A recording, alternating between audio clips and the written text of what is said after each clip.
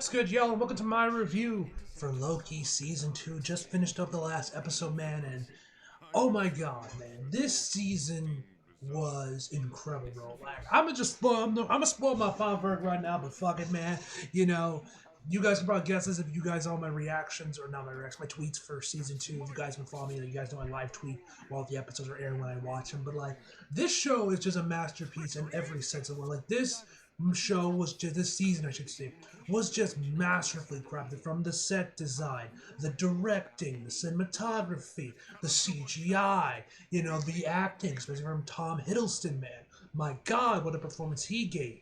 And this show was just masterfully crafted from episode 1 to the last one, man. It was just an incredible show from just start to season. Now, obviously, with the ending of this season, definitely puts into question if we will see a season 3 of Loki. Will this be the last season? Will this be the last time we see Loki until Secret Invasion, or not Secret Invasion, until, you know, Secret Wars and Kang Dynasty, assuming that they still go with the original plan, because as you guys may have heard, they've been pairing and messing around and thinking about moving over from Kang the Conqueror into Doctor Doom for the next Avengers film, which I'm curious to know how that's going to work, and how are they going to rechange, you know, Kang Dynasty to like fucking Doctor Doom's Dynasty, or are they just going to scrap that movie and just go with Infinite, or just go straight with Secret Wars?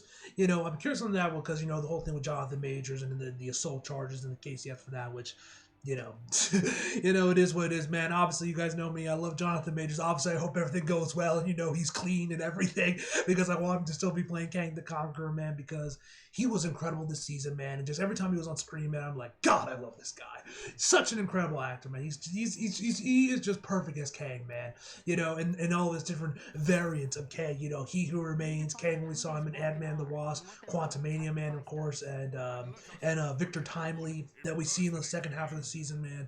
You know, that we saw a little bit of. We got a slight teaser of in Ant-Man the Wasp. Quantumania's you know, post-credit scene, which surprisingly there wasn't any, like, I'm pretty sure there wasn't a single post-credit scene for this show, man. This was like Secret Invasion, where they just didn't have any post-credit scene, or at least they didn't have one for the final episode, man, which I thought was kind of weird, because, you know, Marvel's usually love doing the post-credit scene, but, you know, with this and Secret Wars, they have them, which makes me wonder if they're going to be moving away from that from the shows from now on, or it was just like, you know, just a two-off fluke with those two particular shows or something, man. So Loki stars, of course, Tom Hiddleston, Sophia Di Marantio, if I'm pronouncing her name right, Jonathan Majors, Owen Wilson, Kei Hoon Kwa, once again, if I'm pronouncing his name right, Gugu Mumbatha Ra, if I'm pronouncing her name right, and Tara Strong. Ooh, Tara Strong's in here. Hell yeah! I didn't know she voiced Miss Mintz. If I remember correctly, she's actually the voice of Raven.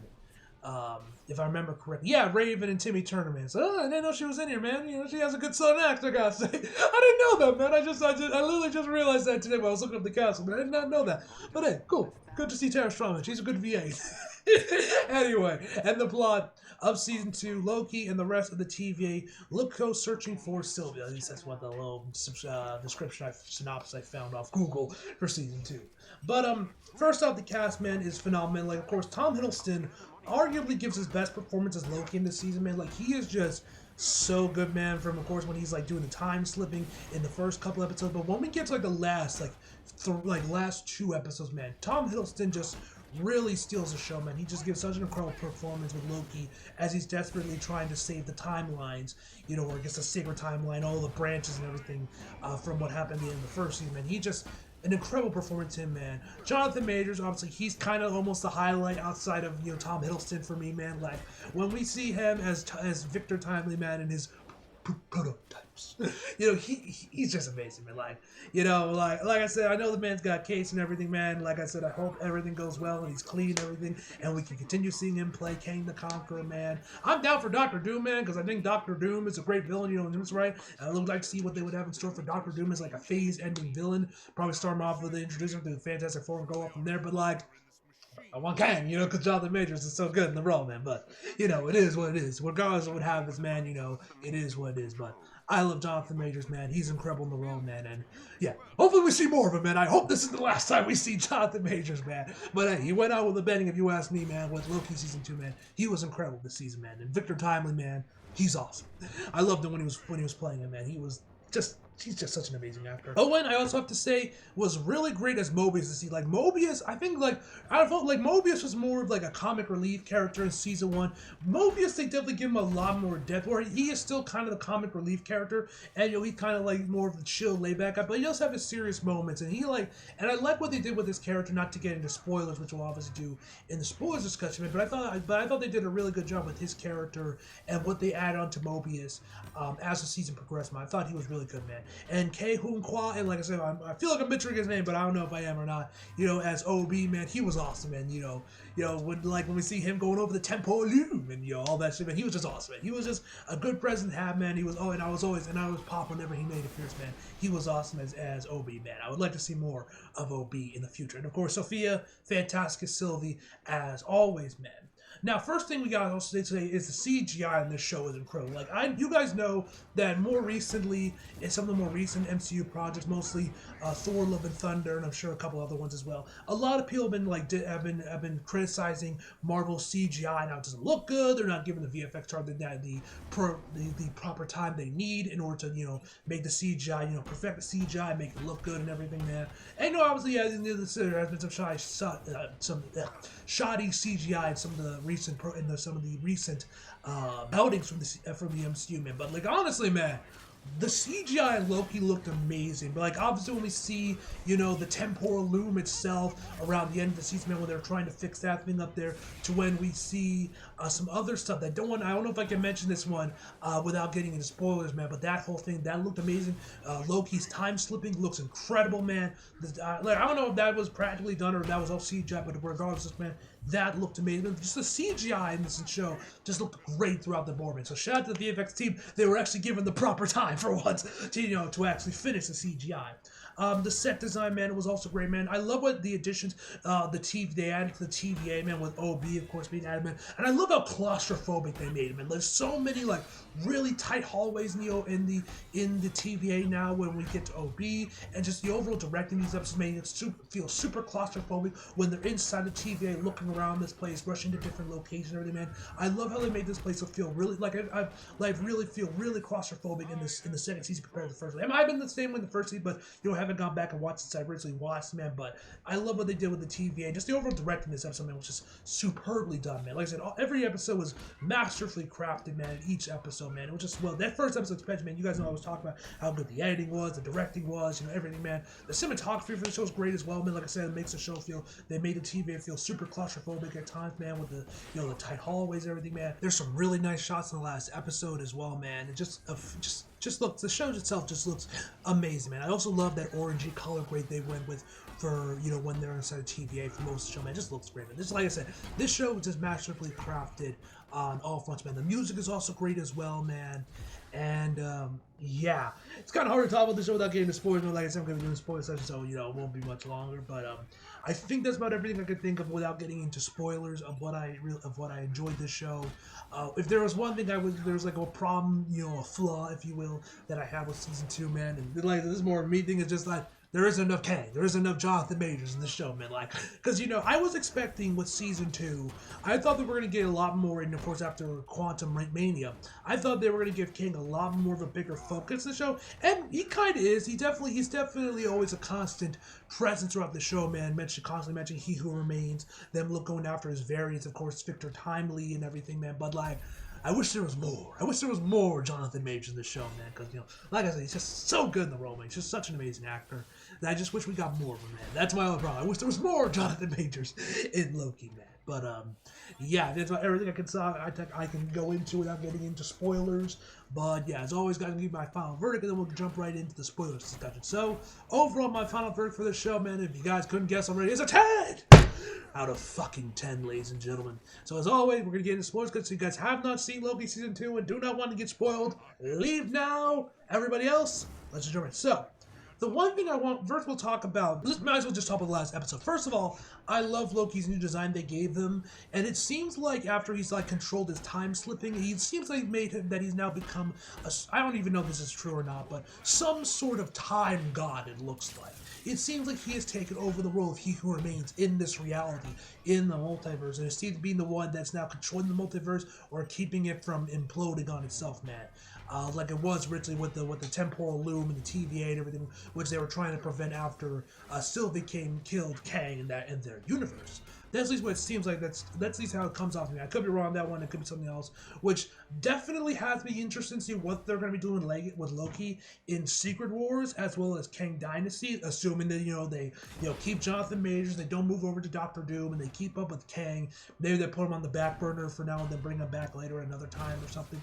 But regardless, man, assuming they keep with, assuming that the plans stay the same as they were. And to be fair, they also mentioned that they were thinking about moving over from Kang after Quantumania didn't bomb the box office, man. Which I personally love the film, man, and Jonathan Majors was a big part of that, man. He was incredible in that movie, man. But this isn't something that happened just because of his case, and they're apparently already thinking about this. And I'm sure the case thing, the assault charges, didn't really help much with their thought process moving over to Doctor Doom. But regardless of such of that, it seems like he's become some sort of time god. It looks like, and it seems like he's now the one, I guess you would say, in charge of like keeping the multiverse together and keeping everything from destroying itself. Which, like I said, does make me wonder what role they're gonna have Loki playing in for Secret Wars and Kang Dynasty, because given how the show makes it seem like he's gonna have probably a bigger role in those two movies, with him having seemingly being able to now take over and control the multiverse and keep it, and kind of be like a time god, like I said,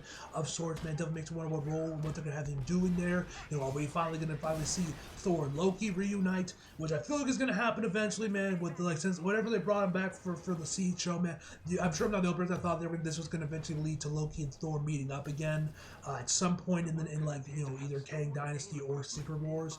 But we'll have to wait and see on that. But this definitely has me very intrigued to see what they're gonna be doing with Loki after the initial with what they set up for him. That was definitely really interesting with that. And they also didn't and there was no Loki will return thing anyway. So they might just leave him here, man. We might not. This might be the last time we see Tom Hiddleston. This might have been his final performance and his way of saying goodbye to the character.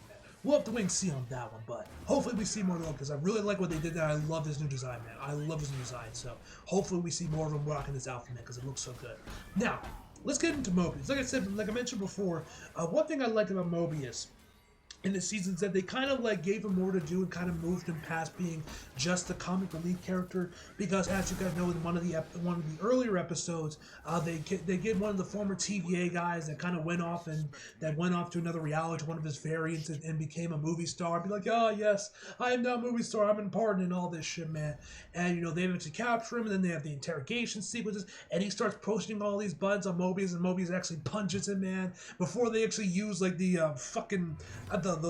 mini keyboard things that the TVA guys got. I forget what it's called. And starts using that to make him put him in a small box. That whole scene was really well done, man. I like what they did with that, man. But one thing I thought was really cool is that as the show progresses, and of course once Sylvie gets in there and Loki starts asking him about don't you want to see where your life was, because we know that all the members of TVA were just variants that were plucked out from the reality to join the TVA, which definitely makes me, when he starts wondering aren't you worried, aren't you curious to know what you were doing before you became part of the TVA? And he doesn't want to know, because he doesn't want that in his head. What if it's something good? What if it's something that he wants? What if it's something that he likes, that he doesn't want that in his head? And I thought that was really cool, man. That eventually, of course, we do see who Mobius was, where he was, and he was a single dad with 2 kids. We're running a jet ski shop. Which I say is kind of on brand for Mobius to be running that sort of store, man. But yeah, you got that one, of course. We now also see that Sylvie's chilling off in some alternate reality, working at fucking McDonald's, So we got that, man, and then of course we see OB. He was like a sci-fi, a struggling sci-fi writer, man. When we see his universe, when Loki finally gets them all together, man. I just thought I thought they did what they did with with Mobius, and kind of giving him a little bit more extra depth. Was very well done. Was very well welcomed. Was very well welcomed to see that. To see him get some more depth and add some more layers to his character. And like I said, Owen Wilson, man, he was fantastic this entire show, man. Especially in the more serious moments with Mobius. Like I said, when he was like, I don't want that in my head, or when the interrogation scene, man, he was fantastic, man. He was fantastic this entire show, man. So shout outs to him as well. So another thing I mentioned in spoiler-free discussion, but I couldn't get into, is when we see the alternate reality start to fall apart and destroy themselves, with the characters in the builds are turning into spring cheat and yeah, like spring, what the fuck is string cheese? That's the word I was looking for. String cheese, you know, those cheese blocks of cheese that peel like would just like peel off smaller pieces of strings, you know, all that shit. That's what it basically looked like, man. I thought the look of that was really cool. We see, and it looks like it actually gets like surprisingly graphic at some points, man, where you can actually see like the muscles, and like this was like with I believe this one you could see with Victor Timely, right before he died, and when they were constantly trying to like get him to go to the temporal loop, but he would always keep like instantly disintegrating from the radiation. But you could, it looked like you could actually see like his muscles peeling away around his skin and everything before he fully like, you know, dissolved or disintegrated, man. Which I thought was a nice touch, man. Like I said, surprisingly graphic. They went that far and showing you the skin and then the muscles underneath the skin and everything before he finally disintegrated, man. You don't see it for long. It's kind of a blink and you miss it kind of thing. But if you notice, if you catch it, you catch it, man. Which I thought was a nice touch, man. Also, man, I thought Victor Timely was just cool, man. As this guy, this inventor, that guy that from, you know, Miss Minutes, and they gave him one of the like TV handbooks, and they creates his machine. That whole episode when we see him displaying his creation that we saw in the post credits scene for Ant-Man the Wasp: Quantumania, I thought was just great, man. Of course, everyone's going after him. He's like, yes, this is a prototype. I just love the way he says that, prototype. That whole episode, man, was fantastic, man. I love that episode. And, yeah, that's about everything I can think of off the top of my head, at least for the spoiler discussion, man. There might be some stuff I'm missing. You know, as always, leave your thoughts below in the comments, guys. If you guys saw the season and everything, man. What are your theories on what the future of the MCU may hold with Loki and all that shit? Leave that all down below, guys. And, yeah. Hope you guys enjoyed the video. Like if you did, subscribe if you're new. Follow me on my social if you feel like it. Links down across below. And as always, back for more. See you guys next time.